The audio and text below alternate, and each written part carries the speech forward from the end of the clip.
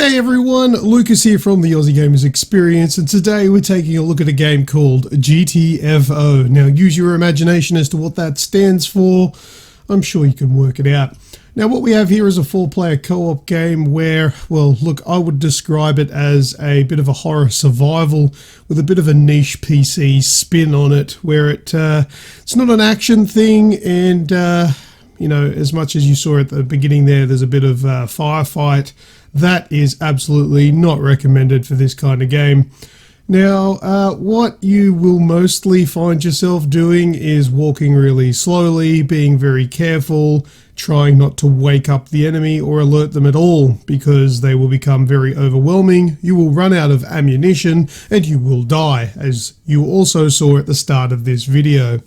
Did I like the game? Nah, not really. It's not my cup of tea. Is it a bad game? No, it's not. Definitely not. But it's something that a very special individual will like. Somebody who likes to be slow, meticulous, and work things out. And working as a team is very much a crucial part.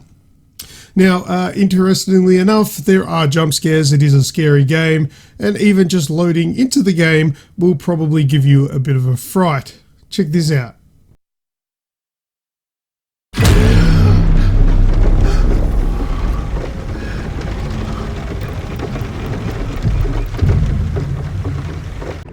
Now I want to start off by mentioning that GTFO is in early alpha access, and I was provided a code by the good old Reprimere. Thank you very much. There'll be a link to his YouTube channel and his coverage in the description.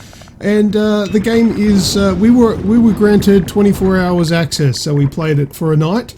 And this is the gameplay that I captured during that time. Now, allow me to explain how the game works. Now, as you can see, there's all these weird creatures that are sort of just asleep there. Now, the goal is to avoid as many as you can and survive, and obviously kill them if you have to. And you've got to get in, get a sample of something, and GTFO. And it's hard. I don't remember there being any difficulty settings, although I wasn't host, so I don't know if that was an option. But it was bloody hard, the setting we were playing on, if there was one. So these things here, you'll get like a visual indicator where they will glow, and then you will hear an audio indicator of their hearts beating.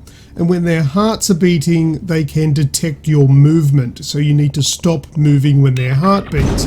If you do move, then they will detect you and your team, and they will become aggravated and will attack. Now they come in swarms, and they are very overpowering, and the amount of ammunition that you have is very finite.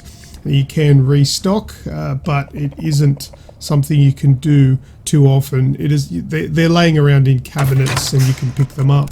So you go through this sort of massive maze of a facility, and you've basically just got to make your way through there.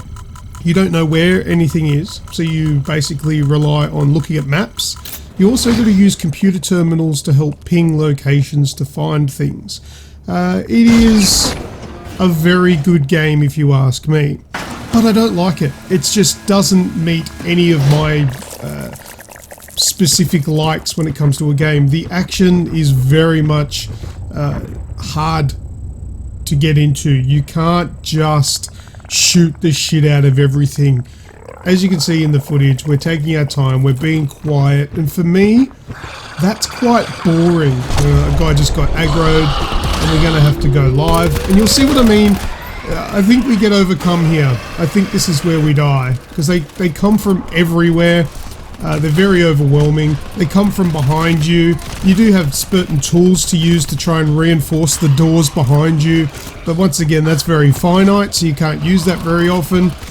There are different classes, and one of the guys had a motion tracker, so he could, or it was a bio tracker, so it could see where these enemies were in other rooms.